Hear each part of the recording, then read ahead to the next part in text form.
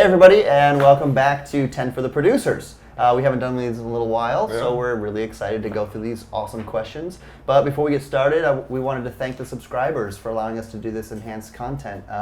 It's because of you guys that we can even do this and share this information, and it's really cool. It's really cool to be able to share these details and get in front of camera and just talk to you as much as we possibly can and interact with you on the forums and all the other social media that we do. So thank you very much for allowing us to do this. So to get this started, our amazing 10 questions, Darian, I'm not going to introduce who you are, apparently. It's okay. I'm just going to start talking. I'm here, Kyra Davis with... I forget who I am. Oh, Darian Warlick. All right, Darian's going to start us off. Go ahead. All right, the first one, we've got a question from Doc.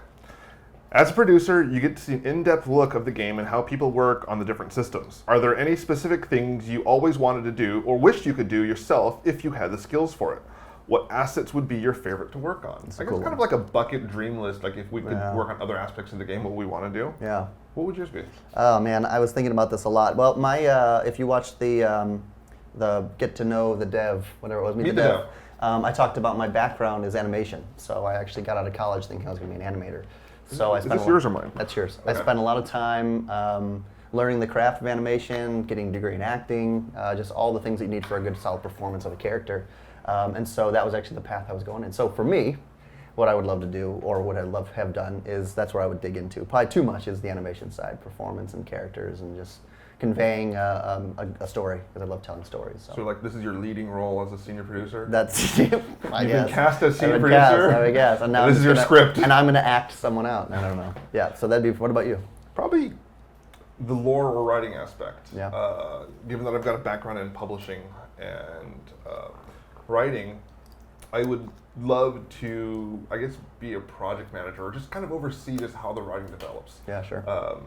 Creating that kind of mythos is something that's incredibly interesting to me. And just, on top of that, I have a deep-seated love for traditional printed media. There's something kind of romantically classy about holding a book in your hand and knowing that this is something that you had a hand in putting together. Yeah. So, but I actually like what I'm doing here. I mean, being able to interact with the developers on design and engineering, it's different from anything else that I've ever done. Yeah. So, and I like new things. There you go.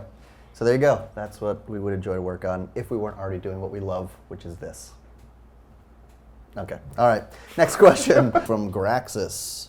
As a producer, you maintain an overview of the project progress and coordinate the disciplines, art, design, etc., to bring together a final product in the game, ship, location, etc. However, to maintain the overview, you need to be a bit in the detail of each discipline. How do you draw the line between maintaining an overview and going too far down the detailed rabbit hole? Give us an example. This is a question that I think we've both been looking for, or at least we've been kind of waiting for this question to be able to answer it. Yeah, this one's it's very tough. It's very tough. We're going to get to later. I think there's a question about ownership, but when we talk about what our backgrounds are, what we're experiencing, or what we know, we'll tend to spend a little bit more time in those, right? So you hire different production, I feel like, with different skill sets to provide you different perspectives. And so if you have a producer that's very technical, they may know a little bit more about the details, so they can answer those questions better. As you said in that post, know enough to be dangerous, right? Yes. I actually got that from senior producer Jason Hutchins. Yeah, it's great. It's exactly right. I think the question is, how do you draw the line?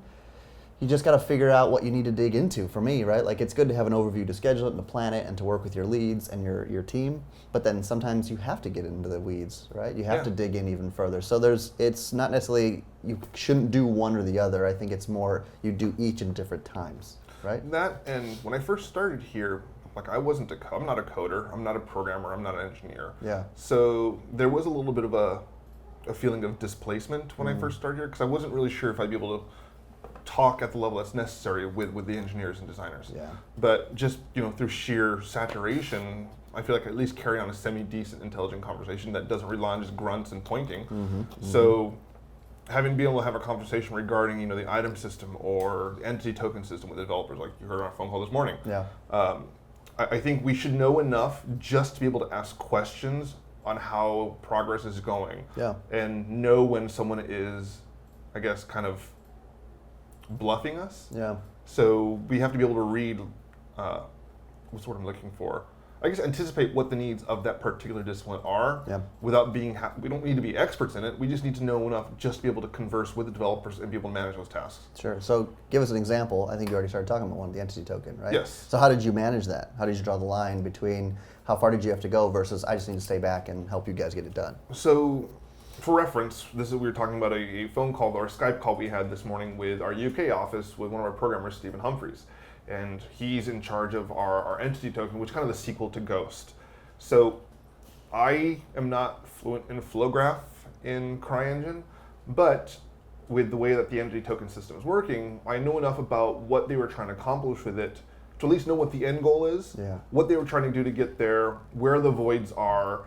If a certain person leaves a part of the aspect of this project, what more resources do we need to allocate to that? And knowing on who has what skill set is absolutely necessary, I guess,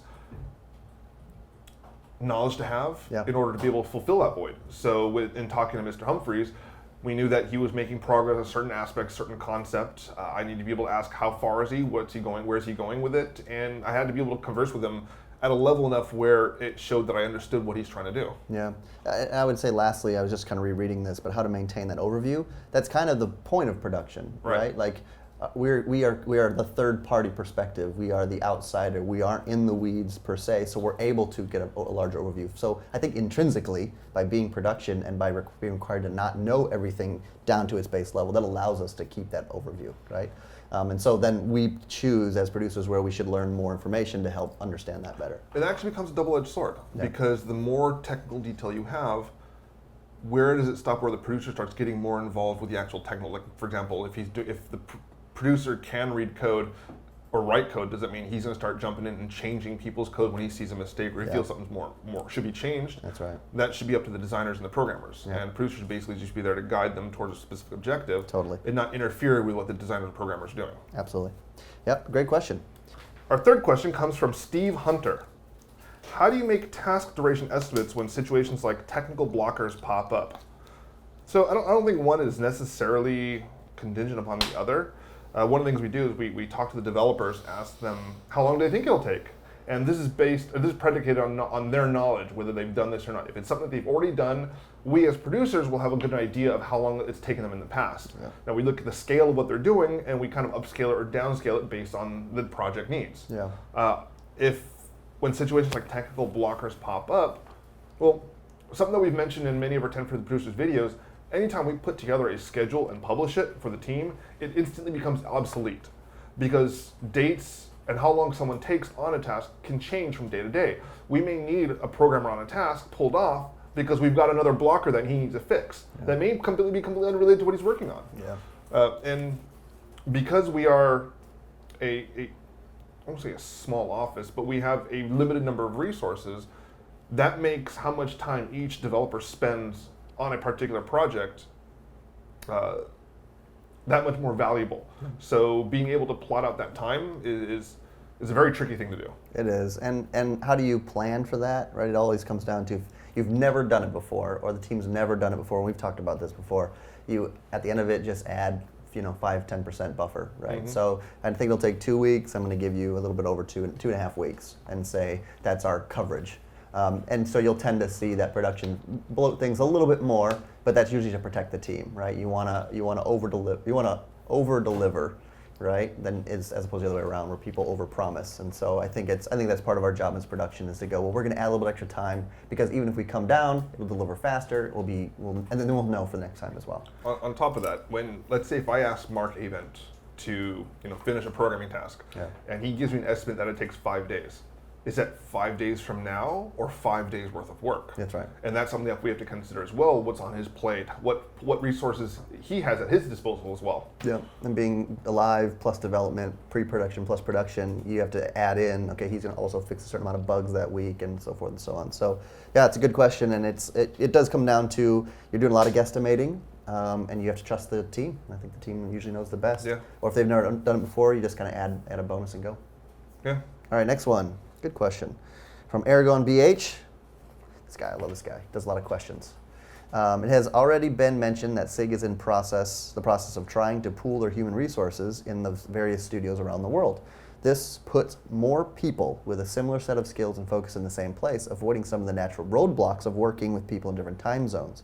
From a producer's perspective, could you give any examples of how this organizational change has produced SC content more efficiently? Has this affected the speed and quality at which the freelancer has been remodeled, for instance? That's a very specific I'm wondering why he asked this specific question. So to answer you actually use a sound team as an example on this. Yeah. So this one is a good question. I know a lot of people had wanted to know more after Chris sent that email out to inform how this was going to work, and I think this was people like to read the what it says and then what's between the lines. And there was no real read between the lines on this one. It was truly, we're just looking at the business, looking at the project and seeing what's best for us, right? Mm-hmm. To do it as fast, as cheap as we can, and which we're always doing, right? Every day we're doing that, every hour we're doing that. So you're gonna see changes, and in normal game development, this happens. You go through and you revamp the team. You know, in my previous places I worked, we revamped or reorged every year, every 6 months. Like it's pretty common because you learn so much more. Like I know how to make that shit faster. I don't need as many people, or I need more people, or whatever the case may be. It's the nature of business. So how have we seen anything? So this is in the process of happening right now. Like we're talking about it because it just was announced, and these things don't happen overnight. But we are moving quickly on them. And so, for instance, one of the examples is we have our amazing audio team. A majority of them, if not all of them, except for one, is out in the UK, led by Lee Banyard. And it's a fantastic team. They deliver quality stuff, and they're very quick. Turnaround's very quick, and their communication's solid, and yada, yada, yada, all the things that make and they're all in one location great. Together. And they're all in one place together. And I think that was one of the things that when you see, you're like, why are they doing so well? It's like, well, they're all together. They're all always together. So when things come up, they just turn and they get it fixed. So they don't have to wait 24 hours for an email to come back. So that's a lot of the things they're doing, is just putting things in place that make sense. Like we'll still have our multiple studios because it makes sense to have that, but we are unifying, and I think that we'll start seeing that the knock-on effects of that in the coming months. Right. Freelancer one specifically. How you want to speak to that one? I've got nothing on that one. I've got nothing on that one as well. That's a great one. We'll look into that one and come back to you. Next one comes from Foible. That's a great Foible. name. Foible. As producers, I assume you play the role of project managers and therefore have a huge role in monitoring the developmental progress of the project. At what point do you step in and determine that a person, group, or contractor are having difficulty with their assigned task, and what actions have you taken to remedy the situation? Also, are your teams comprised of individuals focused on specific tasks, or are most tasks done in small teams with a leader mentor for the less experienced members? So this kind of plays into key about what Eric was just talking about, how we're trying to centralize all of our resources in particular offices. Now, our team hierarchy, we have a lead for each team. So, for example, we have a design lead, we have an engineering lead, we have an art lead. So these leads pretty much head that team. Now, when we create a task for someone, these tasks are generated in collaboration with those team leads. So that way the lead is always aware of what their subordinates are working on, and we as production can see an overall picture on what work needs to be done. So the kinds of tasks that get dictated to us by the leads, we look at, let's say, what features are coming down for the next patch. We'll sit down with a design lead saying, what do you need done for this? So the design lead will give us a list of, we need to have this in there, we need to have that in there. So we look at these features, break them down individual tasks, and we start looking at which developers are free under that particular lead. For example, with art team, if Elwin says we need to have a concept or actually our hangar-ready ship, we see, okay, we see one of our artists, Daniel, he can do this, Gage can do this, Patrick can do this.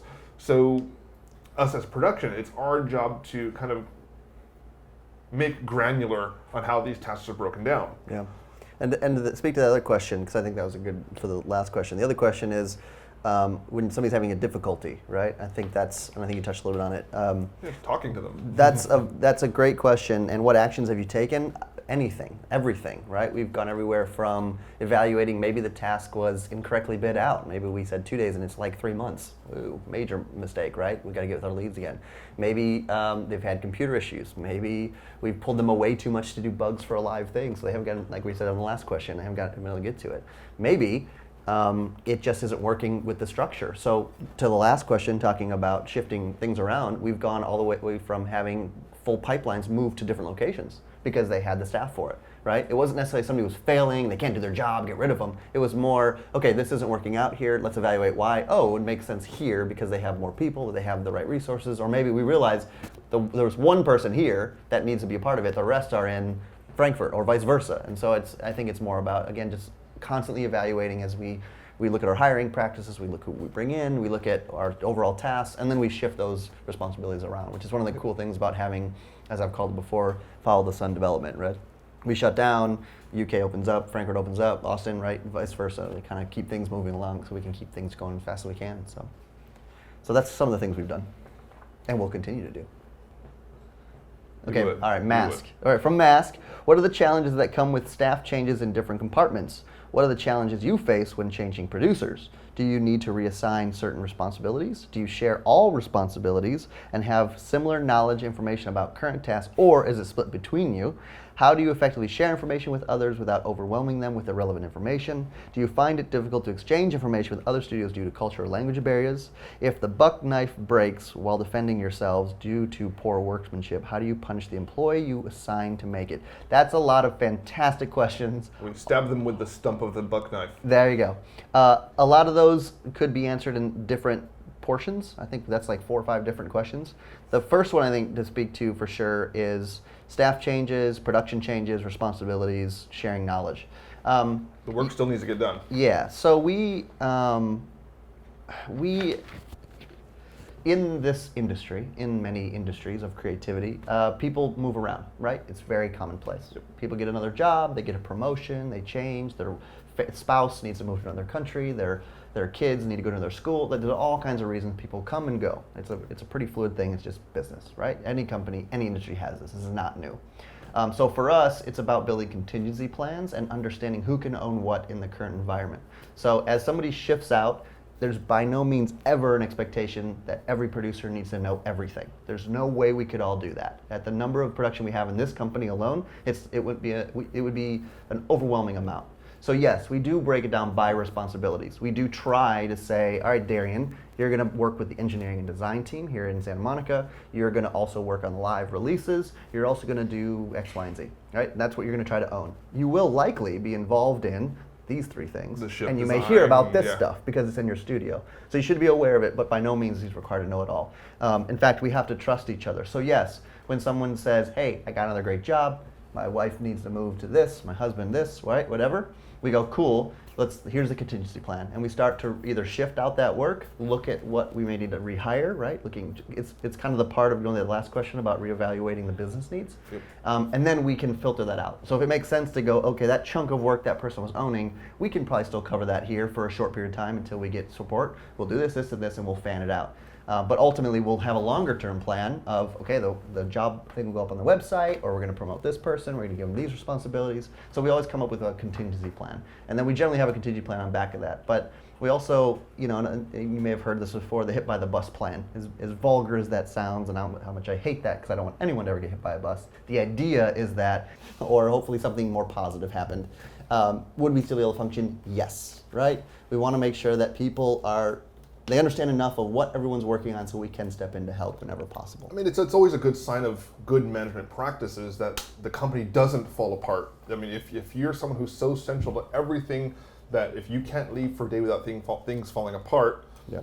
That highlights a lot of inefficiencies in that management practice. You should be able to step away for weeks on it, because as a manager, as a product manager or producer, everybody should have an understanding of what they're doing, that if I step away, those things continue on like clockwork. Yes, that's right. So there's some other questions in here. There's a good one about difficult exchanging information with cultural barriers. That's a great question. In fact, these are 2 good guys to talk about it. We were, in our previous place, expected to work in China for many months to set certain things up, certain operations.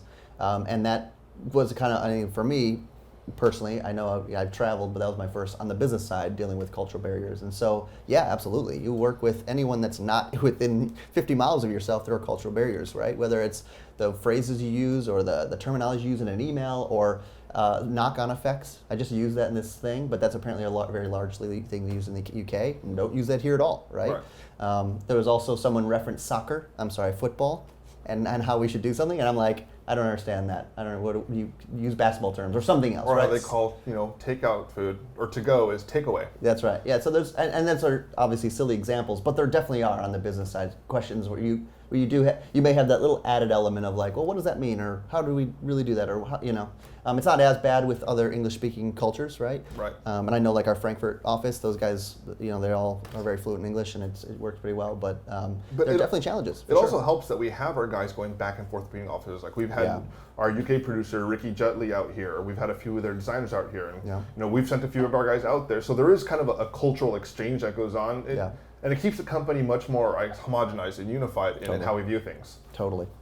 Yeah, that is absolutely right. So the last question on here about how do you punish an employee who is assigned to make it? Have they not seen my lead pipe of project scheduling? Yeah, that's yes, you have. That's a good question. It's not always as simple as that. Poor workmanship isn't always that one person failed at one thing. This is a team effort. It's always a team effort. And so we want to look at it that way. We do like to find where a problem is at the root and fix it for sure, but we don't run around going, oh, this is wrong, you did it, right? Yeah. Blame games don't help anyone, right? They don't help in a family, they don't help in a business, they don't help with a team. It just creates animosity and toxicity. Yes. And it's a knee-jerk reaction, just instantly want to point your finger like it's their fault. That's right.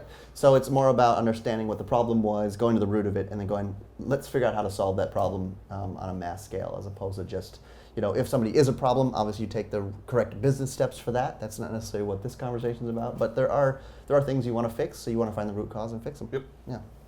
Communicating expectations. Yes, I think that's that's right. a book Eric has. That's what it is. You're communicating, making sure that you're clearly communicating, because if they don't, maybe the expectations weren't clearly communicated, and then by clearly communicating expectations, that is the step to, That's right. because then if they fail again, You're like, hey, we set these expectations. Right. What happened? So, cab guy is yours. Number 7, because there were two questions that were very related to one another between Cav Guy and Crazy Person. So we've kind of merged them into a kind of a portmanteau of just one big question. So it's, how do you guys manage the challenge of multiple development streams going on at the same time? For example, the team is pushing out daily updates to the PTU 1.3. Awesome job, by the way. Thank you. There's the still. There's the still. Well, just gave you a thumbs up. While I'm sure others are still heads down trying to get the baby PU up and running soon. Trademark. And to add on to that, Crazy Person said, we've been told the 1.3 is the merging of all development streams into one. This makes me think that 1.3 is actually kind of huge in the way of things running smoother. Could you spend a few minutes to describe the sort of impact merging the streams has on the development process? And how better or worse does it make for your job? So I definitely want you to answer the question, but there's a part in there I wanted to just chime in on about it's kind of huge in the way things run smoother. Absolutely. Having everything condensed into one place means globally as a company we're looking at the same information, the same data, and we're all working in the same place.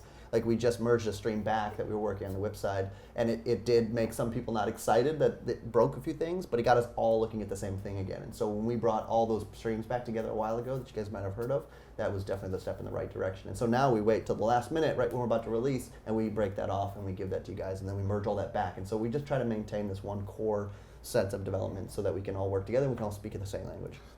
And we always try to keep an emphasis on stability.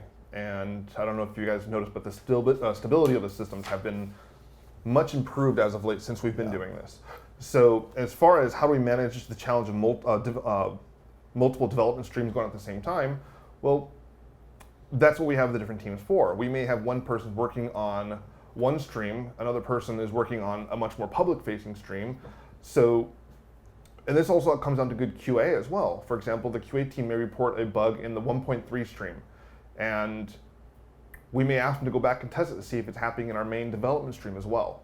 Just to see, because it may be happening in the 1.3 stream, it may not be happening in the main development stream. So, because in the development stream, whatever code changes may have fixed it already. So it's kind of being cognitive about what the differences between the streams are, what's going on in each one. This is where being able to track product milestones and the fixed versions in our task management program, Jira, comes in very, very useful. So we do have a way of reporting. In fact, we have our daily dashboard that shows how many bugs and tasks we have open for this stream, how many open for this stream. Are they blockers? Are they critical? Are they trivial? And we have daily conversation with the production staff globally about what bugs and what tasks need to be tackled before the day is over. Yeah, and you mentioned how better or worse it makes your job. It's definitely better, and how we're maintaining it is even as people work in the 1.3 stream that you guys are seeing, we have an automation process that we're immediately grabbing that data and trying to bring it back into our mainstream at all times now. Before we didn't even have that operation running. So that's been wonderful, so that when we are done with 1.3, we're right back. We're right back all working together, and we can lop off again for a new stream without going, oh, hold on, stop everything. We got to merge everything back now, and it becomes this big orchestrated process. So it's a little, we get those emails constantly like, hey, we're blocked. Somebody needs to help out get this done. But it's better to be able to do it a little bit at a time, right? It's like if you're writing a book or you're painting a painting, it's every day you spend a little time on it, right? By the time you're done, it'll all be pretty intense. Rather than trying to paint the entire picture in one go. That's right. And then the other part of that question was, how do you manage the challenge of multiple streams at the same time? I already said that one. I think you already said that. So cut out everything I just said from when I started talking to right now. Justin. We'll just put this the headline for this. In this week's episode of 10 for the Producers, Darian and Eric discuss the pros and cons of crossing streams. There it is. Nice. I like that. I like that. Write that down. That's perfect. I will ask them. They probably won't. They won't. But just then use a word for Ghostbusters, and you'll be fine. Yeah. Just make sure they don't think perverted. Next question, the tick. So we're again merged two questions here from the tick and from Delarian. Delaron. Delaron. Yeah, there's no I in that. Delarian. That's how I say it. So like delirium and Darian? Yeah, there you go. It's you're swaying my verbs. All right. What is done when a component becomes too complex or cumbersome to be useful in the game? Would it be dialed back or scrapped and start anew? And then the other part of the question is, hey fellas, thanks for taking time to answer the questions. Our pleasure. What are some of the carrot and stick methods you utilize to take a task done on time, to get a task done on time, excuse me?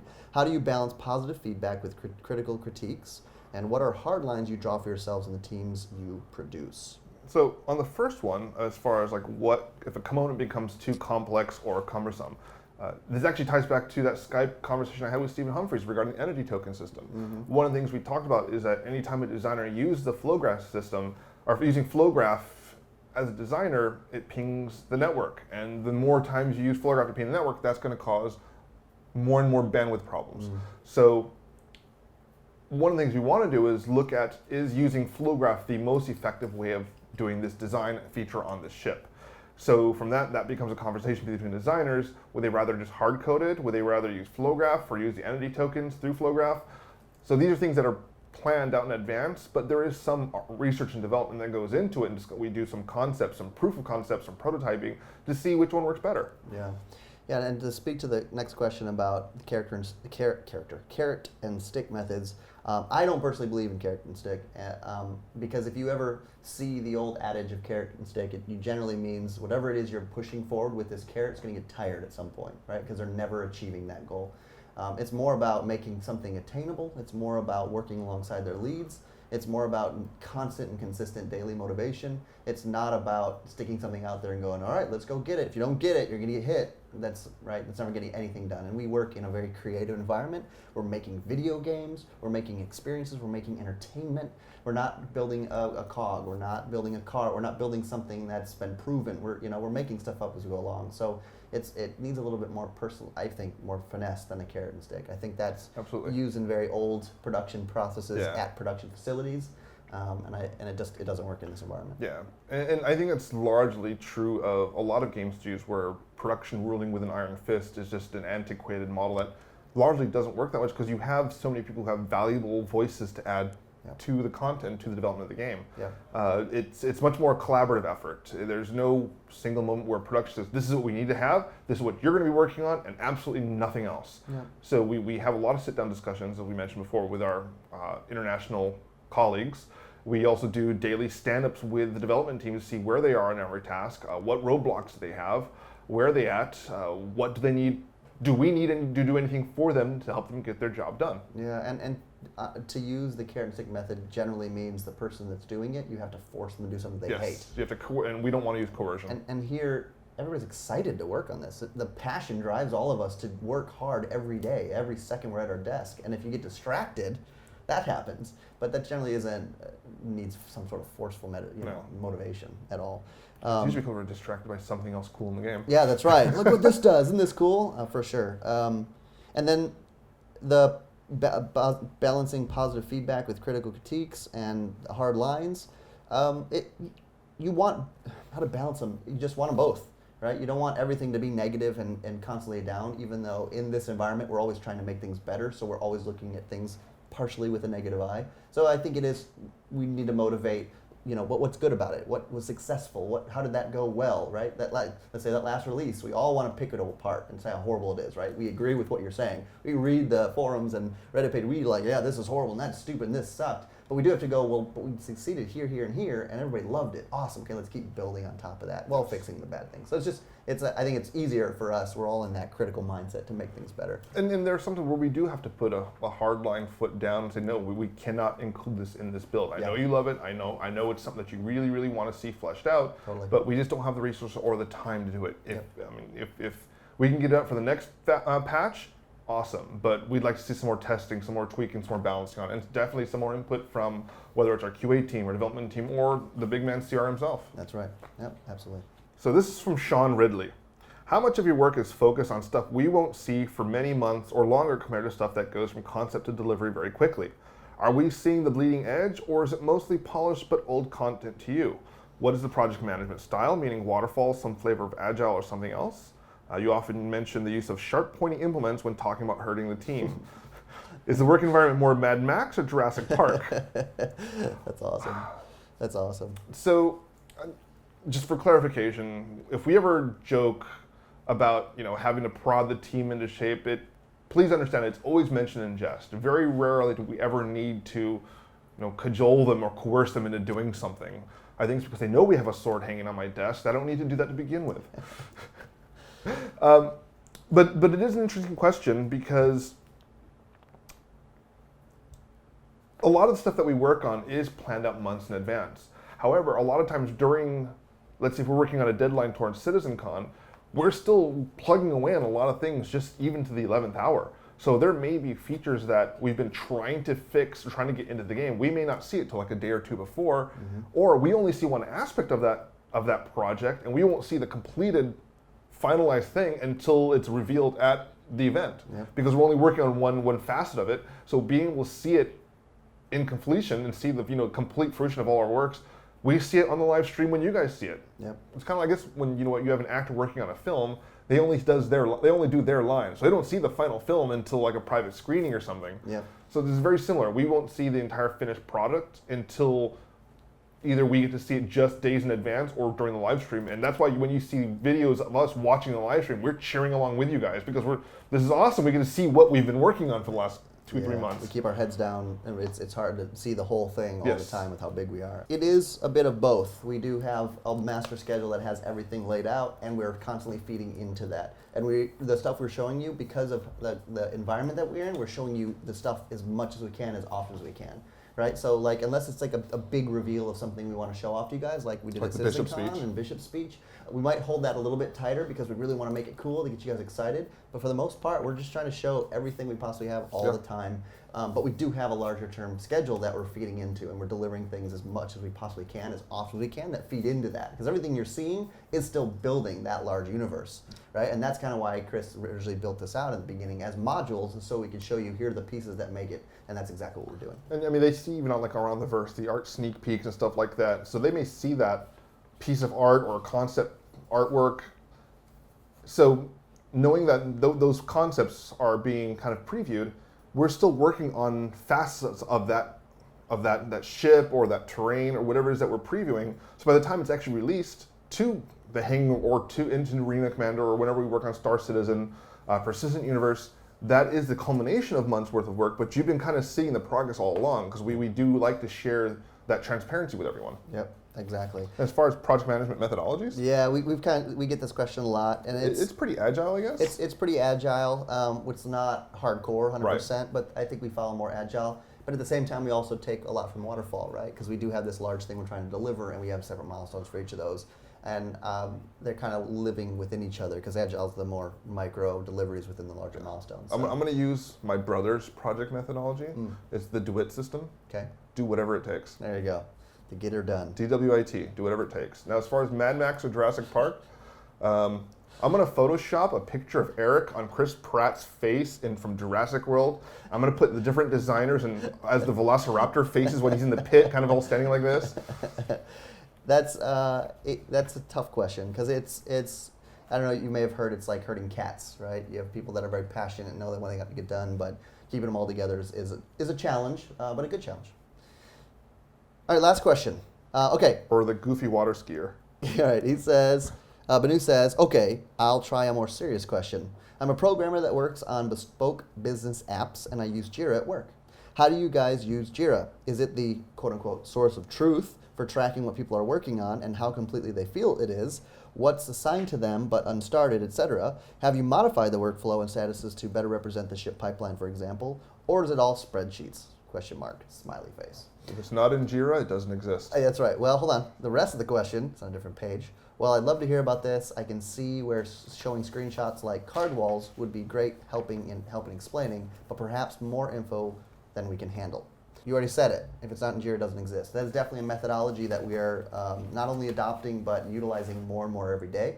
Jira is definitely becoming one of our main production tools, and we're trying to encourage people to keep the statuses up to date because it does help communicate across studio what the status is, when things are being delivered, and how much work we have left, right? If you've ever done any kind of project management, you know if you can build your backlog as realistic and thorough and with good bids, the better, because you can now go, okay, it'll take me an hour to sit down and tell you exactly how long this is going to take to get done. Now, that usually is like Darian said at the beginning, when you start off with that, it's usually when you go into battle, the moment you start the project, it all changes and you kind of keep it up to date. But at least when you start with it, you can start getting estimates, you can see how long things are going to take, you can see the resources you need. We are kind of the start of that with our leads. Our leads go, we get our vision, the leads break it down, the producers put all that together, we look at what that means for us, and then we get the realities together. And I think Jira, the point of Jira is to collect all that information as much as you can. So when you look at something like 130, when we want to deliver it, we constantly are looking at what's left, what's the big blockers, what's trivial, what really won't break anything, what'll keep things moving, and we can make quick decisions faster. Can we bump it to the next version? You got it, and so forth and so on. So yeah, Jira, if it's not in Jira, it doesn't exist. It's kind of become our mantra, and we're doing our best to maintain that as our database. It also helps with accountability. For example, if someone starts working on a task that isn't in Jira, how do we account for how much time they spent on it? Is it a feature that we actually needed in the first place? Yeah. So by having everybody working through Jira on specific tasks, we create a paper trail of what's been worked on, how long people have spent on it, how long it's taken, how much time is left to complete it. So it gives the production team a roadmap that we can provide that information, whether it's to you guys on how soon we're going to be presenting something. Mm-hmm. It lets us tell the other teams, here's where we're at, where are you guys? Okay, cool, let's work together on this and let's see what we can come up with. Absolutely, and any kind of production tracking tool it's only as good as the people that use it, and it's only as good as people that keep it up to date. So if the goal for someone to say, hey, what is Calix working on? We can say, what does it say in Jira? They can search, oh, he's working on this, it says in progress, is that right? Yep, great, right? Not only have you sped up communication, you've made it efficient for somebody to go, oh, Calix can't work on that because he has this, this, and this, or we can say, that's not the priority anymore, we're shifting to this because of a certain release. And it makes us make decisions quicker. Or, if Zane suddenly decided one day, I'm going to make a 3D environment for the, capital class ship HUD system. Yeah. And that's not on his task list. And we see him working on that. We're like, Zane, we're getting close to deadline here. That's really awesome. Let's get that into the schedule. But right now, our crunch time, because we have this is what the needs of the project are right now. That's right. Yep. Now, as far as what workflows we've modified, and it's all spreadsheets, I spend a lot of time in Excel. I'm an Excel guy. I love using Excel. Yep. I don't think you'll ever get out of Excel. Excel is a great tool for scenario building and planning, and you can move things around quicker until you have all the data. You can make more assumptions in Excel than you can with Jira. Jira needs actual data. Yes, and we've been playing around with Microsoft Project. Yep. Shotgun. Yep. A lot of good production tools that are all kind of working together. So, all right. Well, I think that's it. A bunch of great questions. Thank you guys so much for these questions. I'm really excited to hopefully do another of these from you guys. If we missed anything, please continue to submit questions through the forums, send them to us any way you want. So we'll keep Talk to us on answering Twitter. anything and everything. We love interacting with you guys. And again, we just want to thank the subscribers for making this possible. Yep. We couldn't do this without you guys. So thanks for everything. Again, I'm Eric. I'm Darian. We'll see you next time.